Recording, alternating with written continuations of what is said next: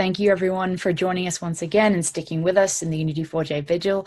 I'm obviously Elizabeth Voss, Editor-in-Chief of Disobedient Media, and I'm so honored to be here with Joe Lauria, who is Editor-in-Chief of Consortium News and who is an author and also has been a UN correspondent and has been an author with a number of outlets, including the Boston Globe, Wall Street Journal, etc. Thank you, Joe, for taking the time to speak to us. Well, thank you, Elizabeth, for having me on, and I really appreciate taking part in this vigil, which was a tremendous idea, whoever's idea it was, and all the hard work that's gone into it. I appreciate it. Absolutely. So we were talking before the break a little bit about, in addition to WikiLeaks, the general anti-establishment fervor or anti-establishment movement that grew in 2016, and the way in which a lot of the backlash against WikiLeaks may come from the fear of the establishment as a result of that. Do you want to just pick up where we left off and kind of discuss that a bit? I think this is very much key to what's going on many different levels. As Chris Hedges pointed out in his appearance perhaps a month ago with you, that they've lost their counter-argument against the people. And 30 years ago, with Reagan and Thatcher, began the neoliberal implementation of economic policy. Around that time, or a little later, the neocons came in, and on the political side, their disasters are more immediately seen. Libya, Iraq, Syria, Yemen, etc. So they're implementing their ideas through warfare. But the economic policies have taken time to stabilize the countries in Europe and in the United States, to remove middle-class lifestyle from so many millions of people or threaten it and millions of others. And it's becoming clear to Americans and to Britons and to Europeans and France as well. We saw Marine Le Pen that they're fed up with the status quo, and they don't believe in their leaders, and not only on domestic economic issues, but also on foreign affairs, in particular in perpetual war. We saw it in a Gallup poll a couple of weeks ago, when Americans were asked what they were most concerned with. At the very bottom of this was Russia, and it was statistically insignificant. So they're not buying this narrative. But what is that narrative is the rulers, the establishment became extremely nervous, I believe, during the 2016 campaign when they saw these insurgencies on the left and on the right. Unfortunately, the right insurgency got their candidate to win. But nonetheless, it's of a whole in that there's a rejection of the status quo and of these economic neoliberal policies. And so they have got to defend themselves. And rather than making reforms, and as you see in the establishment Democratic Party, continue to ignore the progressive wing of their party, trying to smear it in some cases by being somehow controlled by Russia. That be Black Lives Matters or the progressive Democrats themselves. This is the way they've responded to this unrest that I think they're worried about. And wealthy people and powerful people are always looking over their shoulders, worrying about losing their wealth and their power. They're always nervous. But when they saw these insurgencies, I think that this certainly raised a lot of alarms in corporate boardrooms and in government institutions in the U.S. and in Europe. And so they are responding, but with this anti-Russia campaign and smearing any legitimate criticism of their rulership as Russian somehow controlled or inspired, that the problems we have in the United States, which are many, and the divisions we have, racial and economic, are not created by Russia. This is absolutely a past. It's a scapegoating of somebody else. It's his oldest trick in the book, going back to the beginnings of civilization, to blame a hostile power when it's your own fault. They won't face that. So this is what they're doing. And as Hedges, I keep going back to that because it was so brilliant how he laid it out. He mentioned, of course, the breakdown of corporate journalism that was in the 1970s anyway, pretty good. It became critical of power, I believe, because it was pushed there by popular movements, particularly the anti-war movement and the civil rights movement in the U.S. and then the women's movement. So they had to respond to that. I think that if without the public mobilizing as they did, I think the press would continue to be pro-establishment. But they couldn't deny this anymore. With the Pentagon Papers in particular, we saw, and with the exposures by Cy Hirsch of the CIA, abuses inside the U.S., domestic abuses, which of course are totally illegal, which led to the Church Committee hearings in the 70s. There was an upheaval. The old establishment order, going back from the end of the Second World War, this national security state created by Truman, the CIA, then the NSA with his letter in 1952. These were in big trouble because the public and the press took them on in a way unprecedented, really. And we saw our reforms coming out of that, exposures of unbelievable crimes by assassinations in particular, spying on domestic groups. The FBI, the NSA, and the CIA came under withering criticism. Out of that was created the intelligence committees in the House and the Senate, and this FISA court, Foreign Intelligence Surveillance Act court, in which, in order, if you want to spy on an American, you need to go to get a warrant first. So these were responsive. We've passed that now. We've gone way beyond that. We need certainly another church committee. We need a press that's critical like that again. And we need a mobilization of the public to make the press critical like that, to lead to those committee hearings and to lead to those exposures and to lead to those reforms. We're nowhere near that right now. So the corporate media since those days has been consolidated extraordinarily. There's very few corporations that control most of the media, and investigative units have been cut and slashed and they don't exist anymore. So the government is pretty comfortable. They've got control of a media that's largely peopled by individuals and journalists who are career-oriented and don't want to commit career suicide, which is the question, for example, the Russiagate narrative of anything establishment media tells them. They are passing on. I don't think they lie so much as they omit facts that are not convenient to the agenda that they're pushing, which is the U.S. government's agenda and often the intelligence agencies' agendas. They are taking unnamed sources uncritically from intelligence and reporting them. And these are the last people we should trust, knowing what we knew. It's as if somehow because of the Church Committee and those reforms that the intelligence agencies are now behaving themselves. And nothing could be further from the truth. We are at more wars right now. We have, from Snowden, learned more surveillance that never existed because of the technology. I'm sure back in the 70s, if they had it, they would have done it. But now with the technology they have, we saw from Snowden that the intrusiveness, the lack of privacy, the surveillance being done on Americans is way beyond anything that anyone could have dreamt of in the 70s, that the Church Committee unveiled. So we didn't hear this from the press. We didn't hear this from Congress. We heard it from Ed Snowden, and we're hearing it from WikiLeaks. Because the investigative journalism doesn't exist, because the corporate media is so obedient, unlike your disobedient media, they are obedient media. They want jobs. They want to be close to power. I worked 25 years, as you mentioned, in corporate media, and I worked at the UN for 25 years. So I saw reporters operating from all over the world, and they were essentially the same. They cozied up to their foreign ministers when they came to New York, to the UN, to their ambassadors.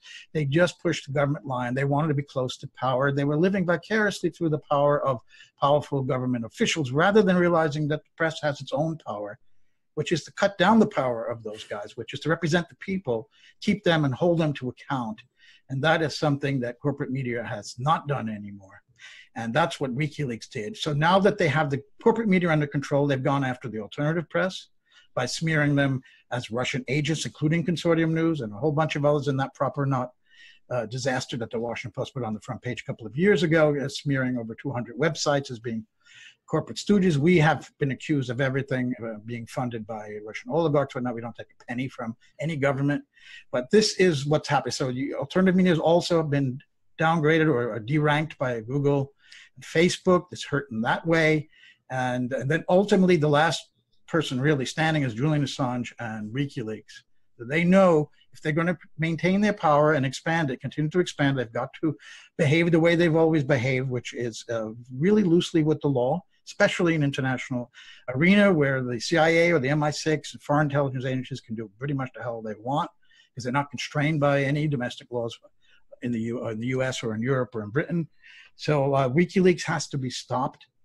And we have seen now, it started in the Obama administration. I have up now, because I was coming on tonight, I republished an article I just found from Bob Perry, who founded Consortium News in 1995.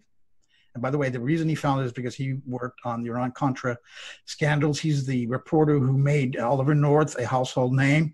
He had many other scoops, but his editors, first the Associated Press, and then at Newsweek, started to kill his stories.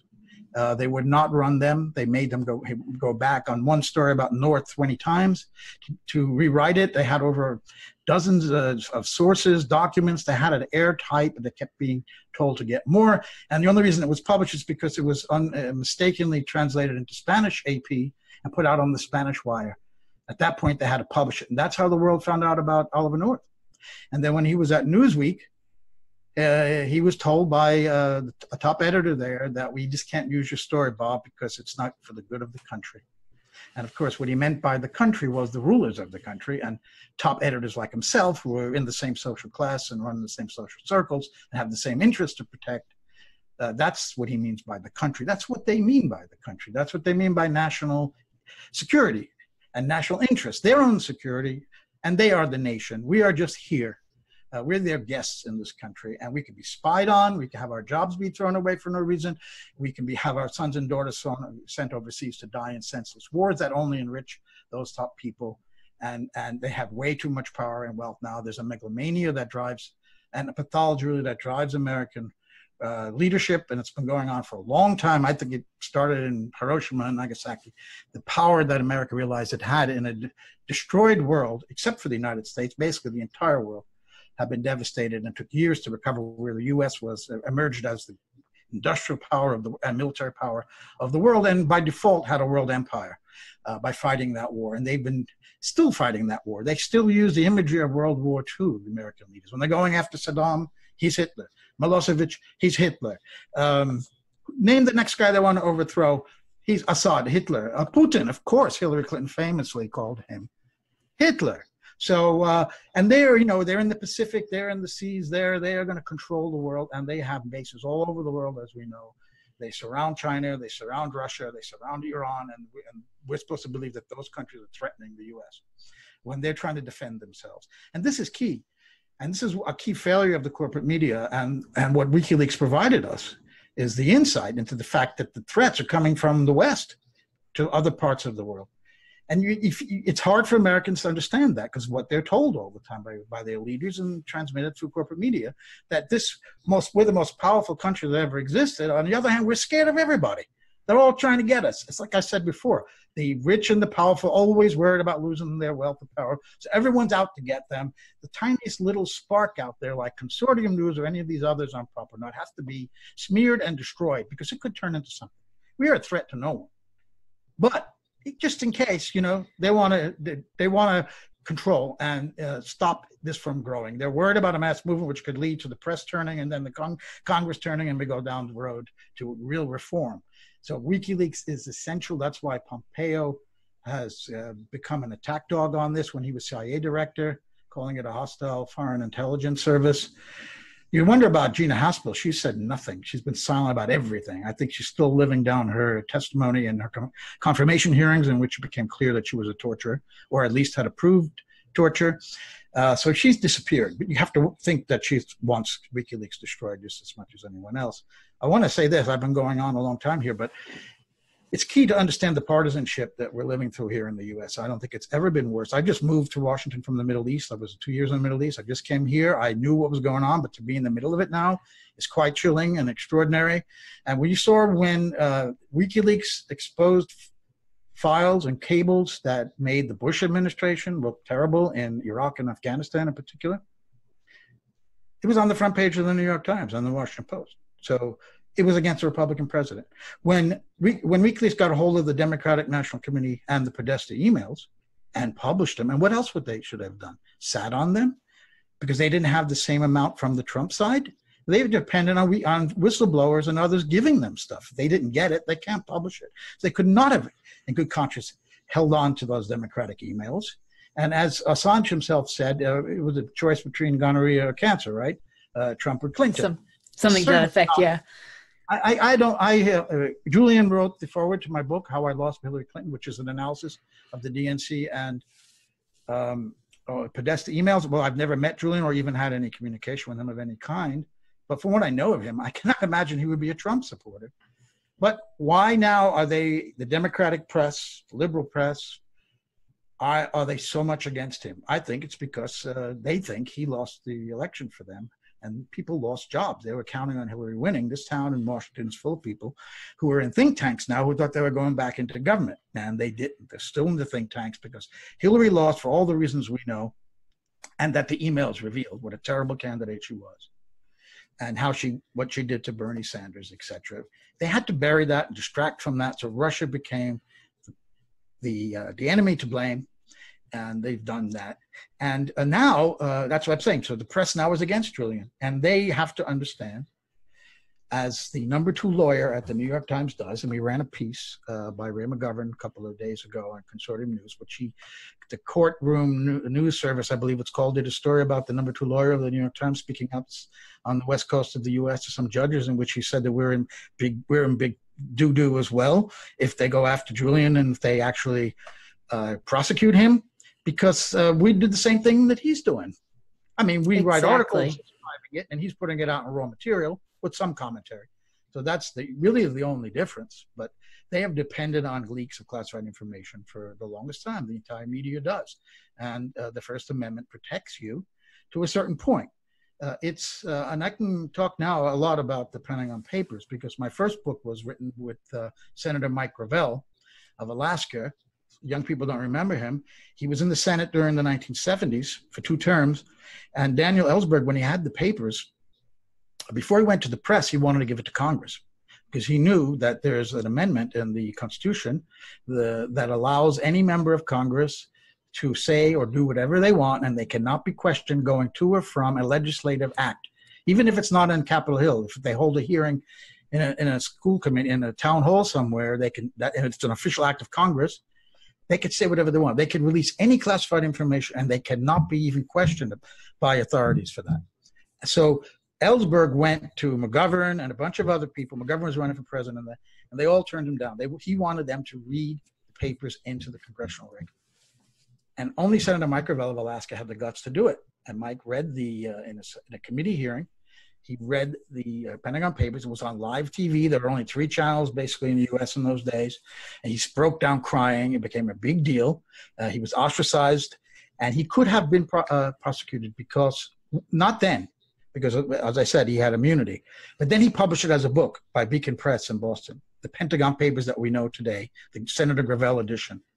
This is the complete, with a 5th book written by Howard Zinn and Noam Chomsky, to commentary on the Pentagon Papers. At that point, the government could have come after him, because they cannot do prior restraint. They can't stop, as we learned in the Pentagon Papers case. The Department of Justice told the New York Times and the Washington Post stop publishing. And the Post did stop publishing, by the way, even despite that movie, The Post. That's wrong, historically wrong. They showed that they defied them and they kept publishing. No, they did stop, but they challenged it in the Supreme Court, and the court ruled in favor, because it's clear the government cannot put prior restraint on a publication. Before it's published, they can't stop them. But once classified information is published, they could prosecute. So that's not good news for Julian Assange or for any of them, because they could use that. It's never been done, though, because they know that's still cutting into and runs up against the First Amendment or freedom of the press.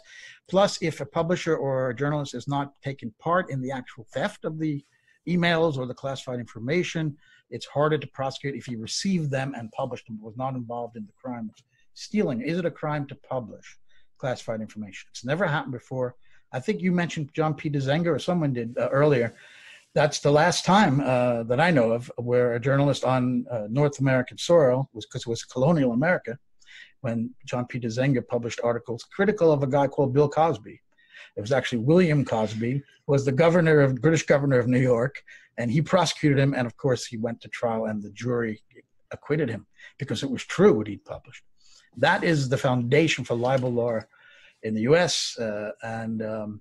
This would be really an amazing trial if Julian is actually brought here and put on trial. It would be the trial of the century without question.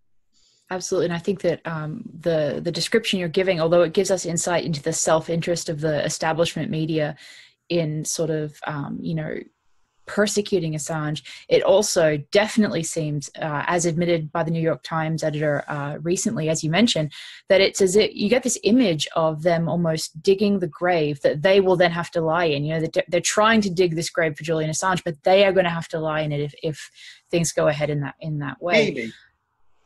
Maybe. That was a lawyer at the time, not an editor. But anyway. Yeah, the lawyer. Apologies.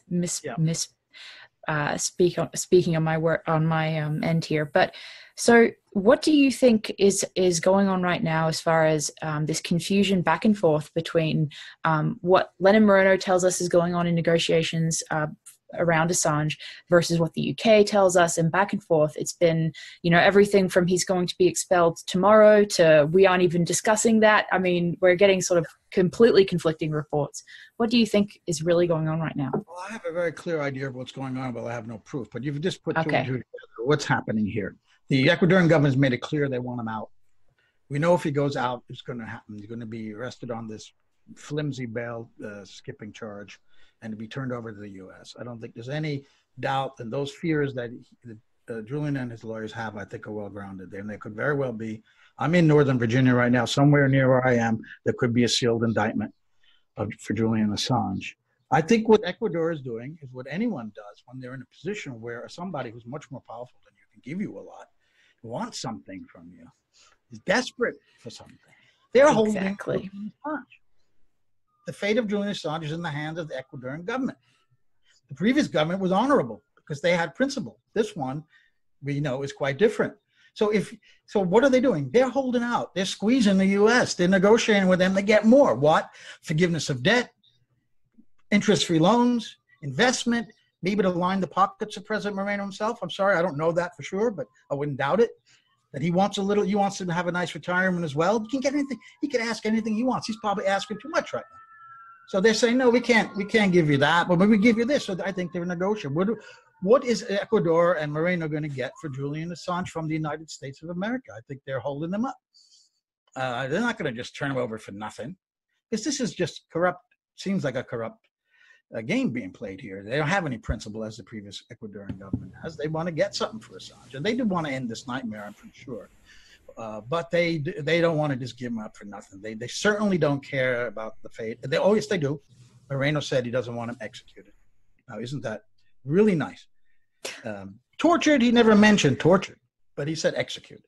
So maybe he doesn't care if he's tortured, as we all are fearful of.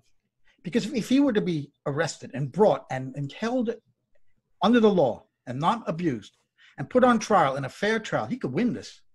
He could win this on a First Amendment argument. It would be an enormous victory. And then he would be free. And he would, if they were holding him, not torturing him and holding him in, as the law dictates for someone who's only accused of a crime, he might be in better conditions than he is now. He might have doctors, he might have exercise. But who can count on the U.S. treating him that way after we know what happened to Chelsea Manning? Absolutely. That's an extremely valid point. If he won that case, it would be an extraordinary moment for the press. It could have unbelievable repercussions, which is why I don't think there's any way they'd let him win that. They would go to the chambers with some kind of secret documents and pull a state secret privilege, I believe, and try to convict him without the jury having said anything. And people would scream, like us would scream, but most of the people would, the press would be happy because he's the guy who deprived Hillary Clinton of the presidency. That's what the Democratic media, they loved him when he was against Bush, and they hate him now. They are taking a purely partisan view of a nonpartisan man, as far as I can see.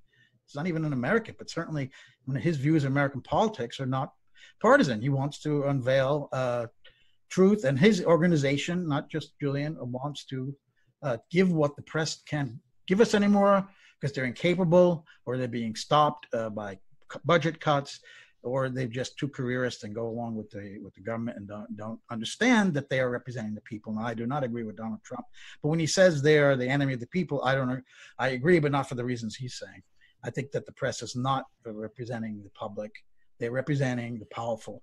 And that is not what the press's job is supposed to be. It's supposed to represent the governed, not the governors.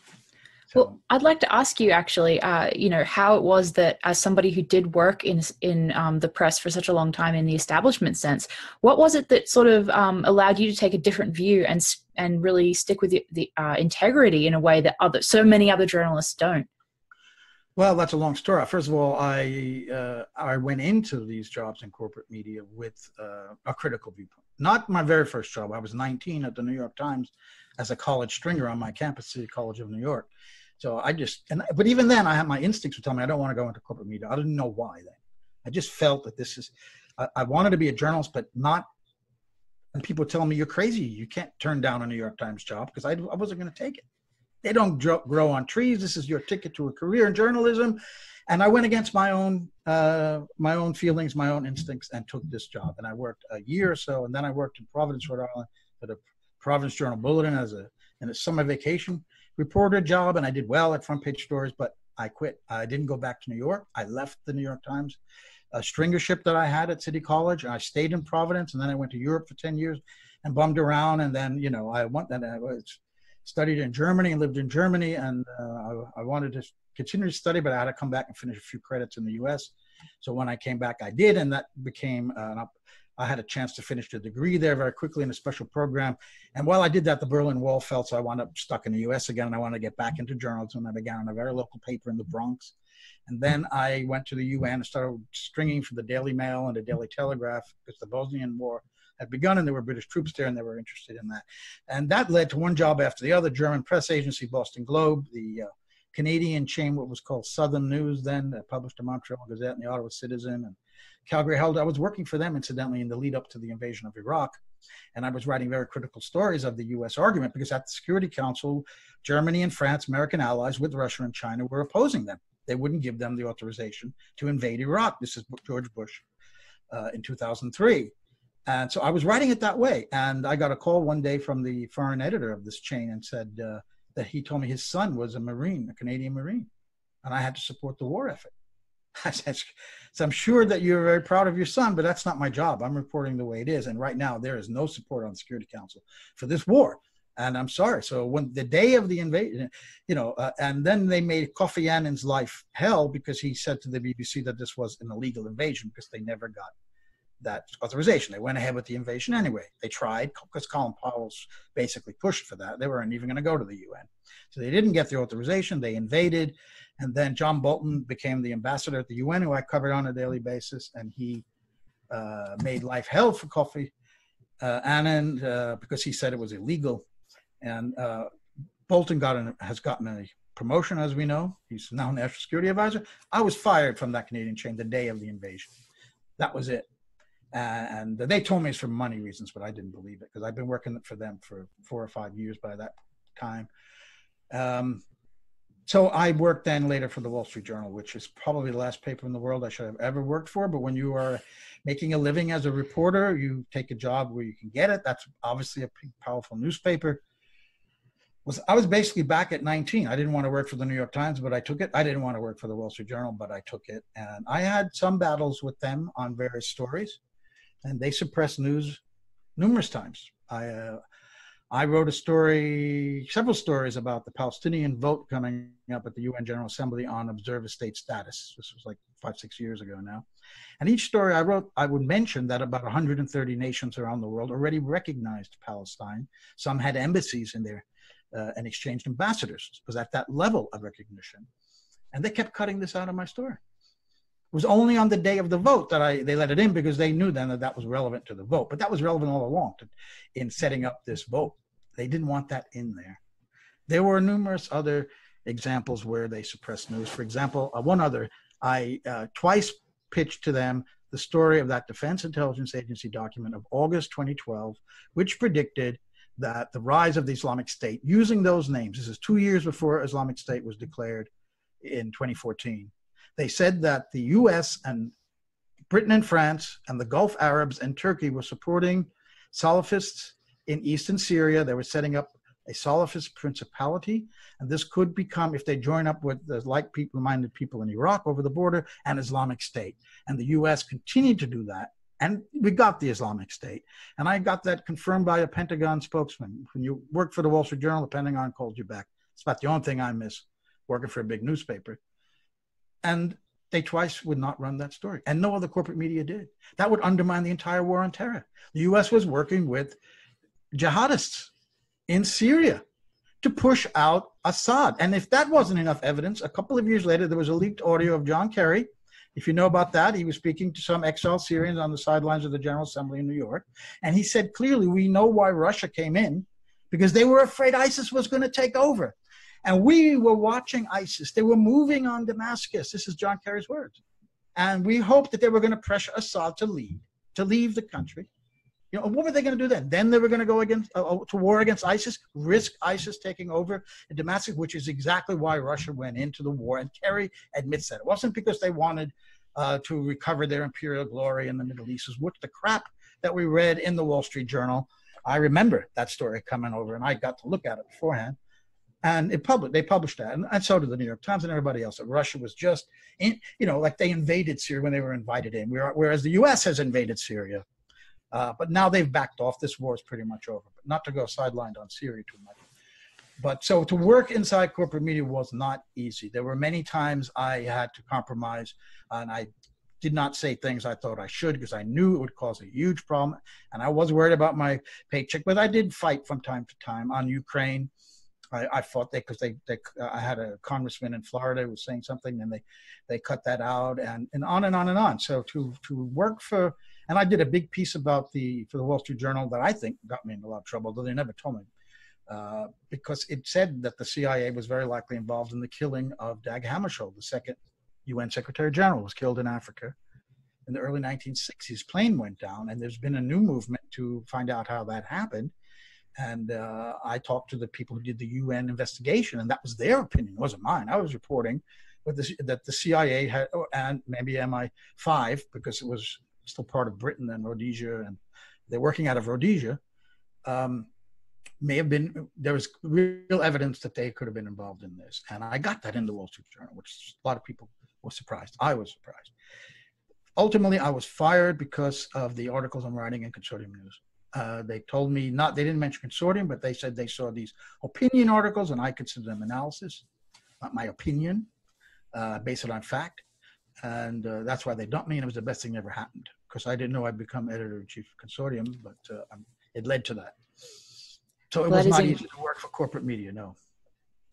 Incredible. And I think from that perspective, you have such a unique view on not only the value of WikiLeaks as it has operated, in the past, but also the loss that would occur if WikiLeaks were no longer able to function, if they're made an example of successfully. I mean, you can really tell us about that and the impact that would have in a way that maybe others can't.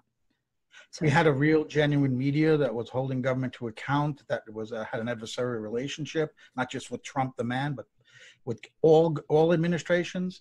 We would miss it, but we're going to miss it a lot more, because that's all we've got right now.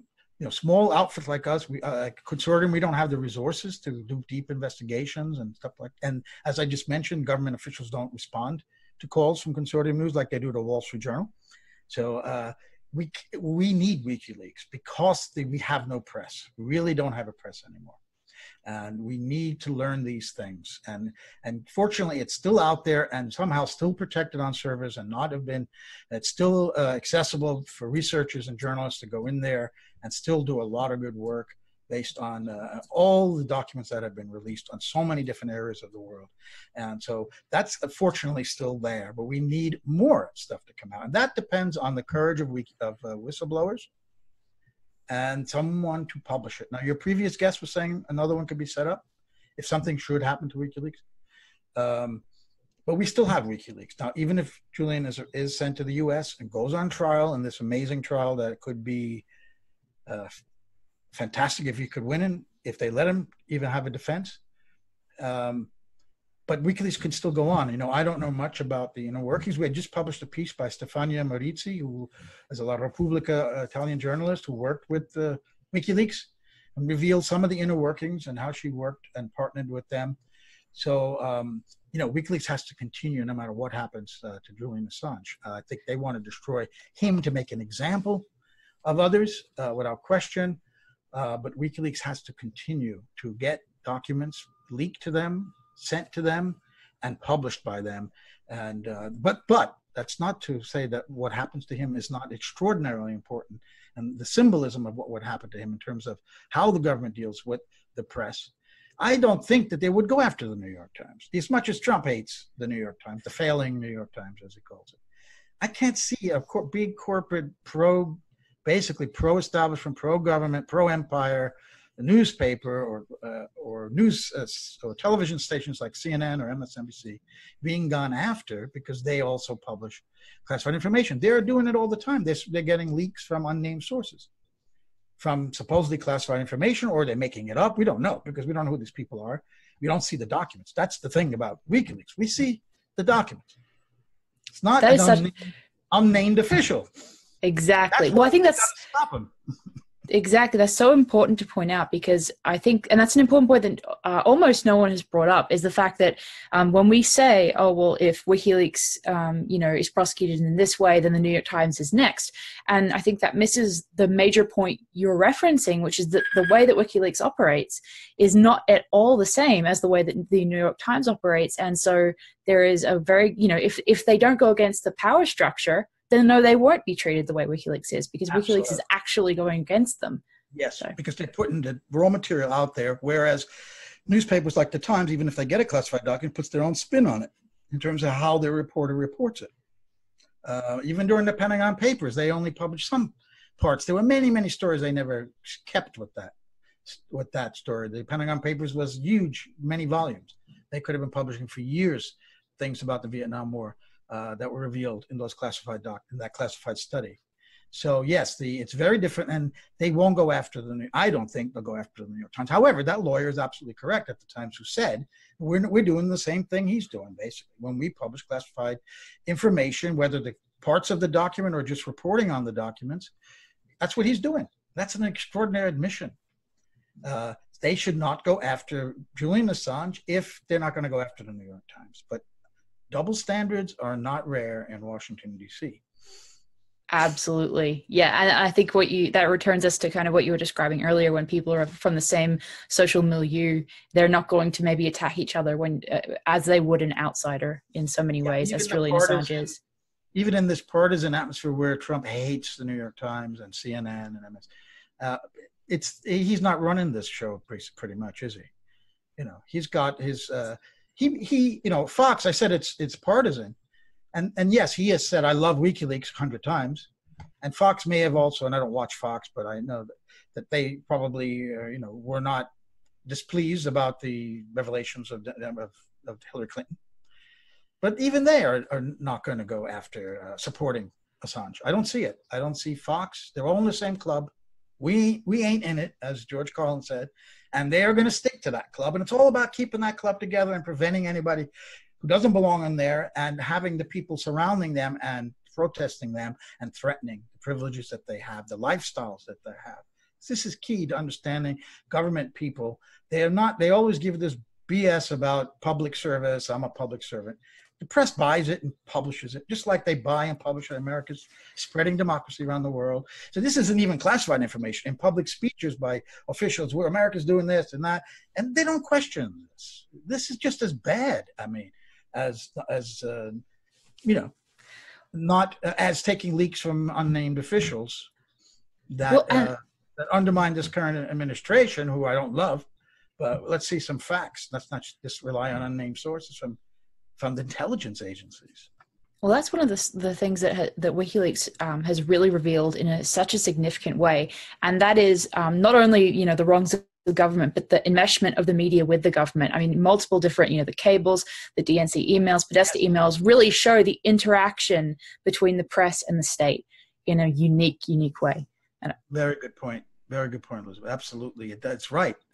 So many times we suspect things are going on because it seems that way, and the value of these documents, and one of the values of WikiLeaks is to confirm what we suspected. I think we can say that pretty much about the Clinton emails. We learned some things, but we knew she was corrupt and pro-establishment and et cetera, and a Democratic Leadership Council person who, like Tony Blair in Britain, to just trash the traditional values of the Democratic Party, as Blair did of the Labor Party, and threw the unions and workers under the bus, and support the established powers because they want to be close to it.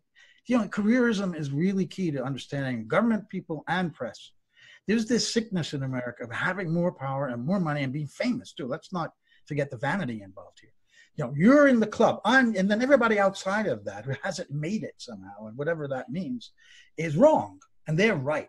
They think they're right because they have a readership of millions, and Conservative News has a readership of 200,000 maybe. That doesn't make you right because you're bigger. Exactly. How they act. And now they're in power. Might makes right. Yes, and I think it's interesting too that they still hold on to that belief and that self-conception, even when their viewership and especially on cable news and stuff is falling dramatically. So yes, that's absolutely right. That's paralleled by the Democratic National Committee clinging to this Russia strategy, which failed them, because that was used in 2016. She was talking about that from right after the convention, all through the debates. She called Trump a Putin puppet. I wrote a piece in the Huffington Post 4 days before the election. You could see it. Well, I predicted that if Clinton should lose, and I didn't think she would lose. I was with everybody else. I thought there was no way she could lose. But if she should lose, they're going to blame Russia. And they're going to try to get the Electoral College voters to change their votes from Trump to her based on the interference of a foreign government that turned this election around, and that didn't work. And then I said they try in the Senate to have the Senate not certify the election. They tried that because of Russia. That didn't work. So they continue to stick with this strategy. It's not working. The people don't care about Russia. They care about jobs. They care about health insurance. They care about no more wars overseas that are depleting our treasury and killing their sons and daughters.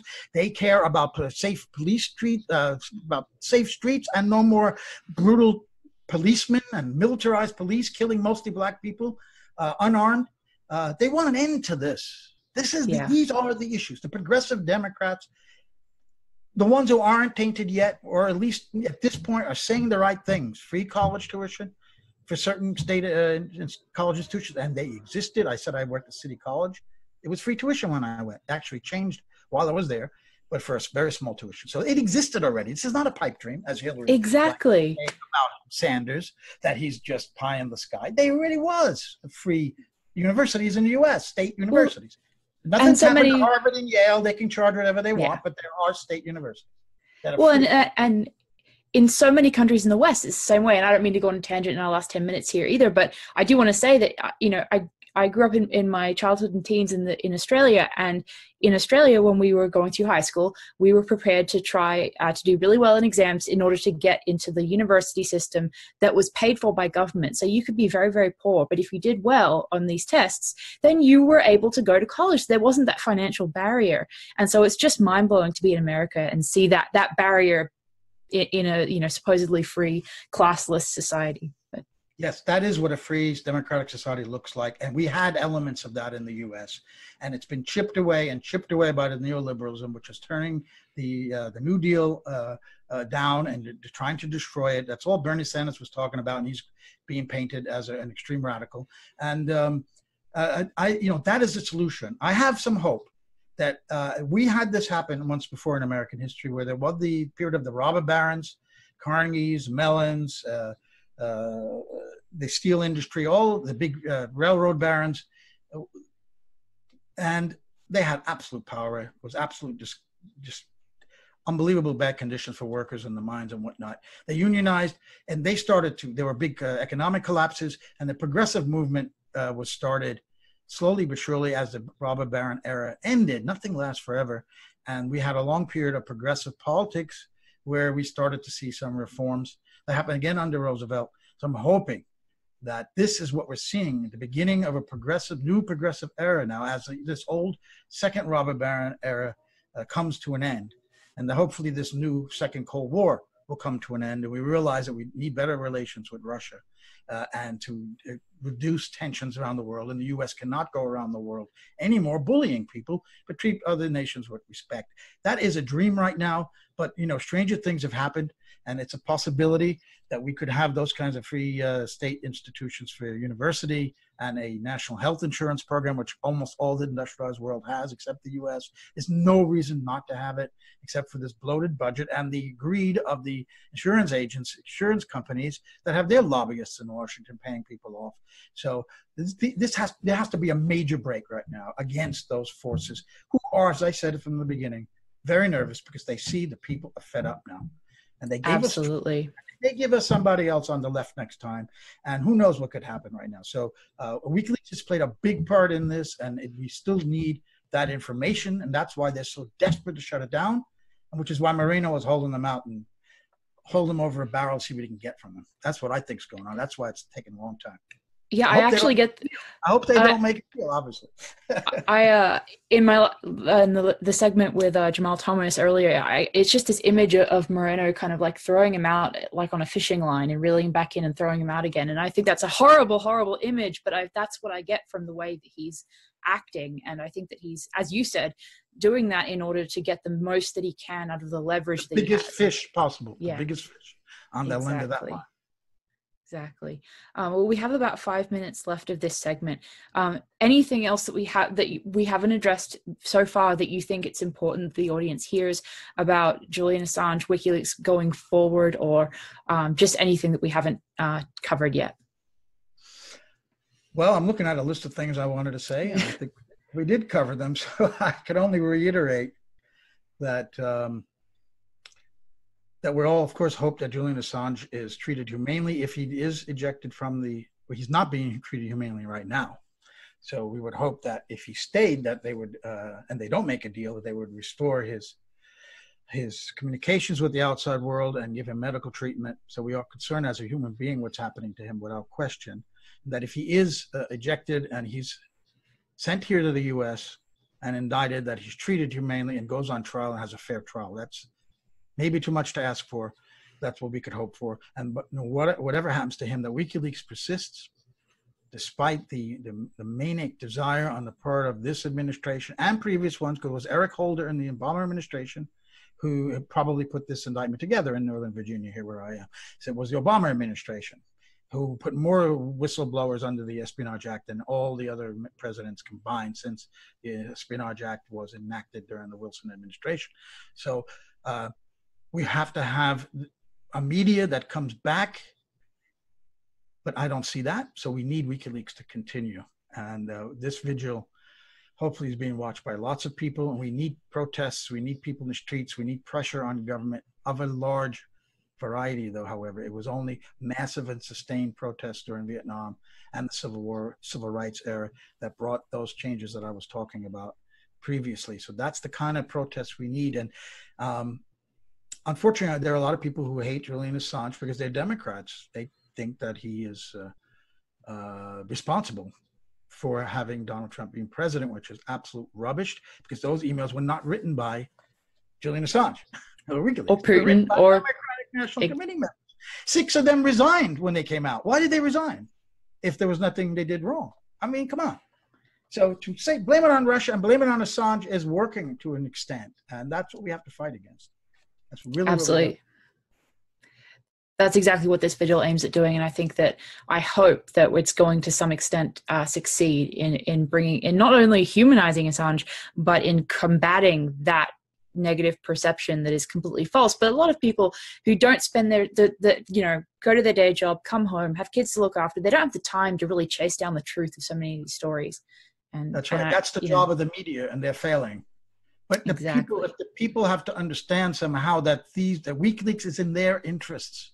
It's in their interests to protect them from corrupt government, and worse, wars and corruption, basically, and war crimes. Let's say a war crime that the Iraq collateral video revealed. Who went to jail? The pilots that fired on those civilians, the commanders who put them in the air, or Chelsea Manning.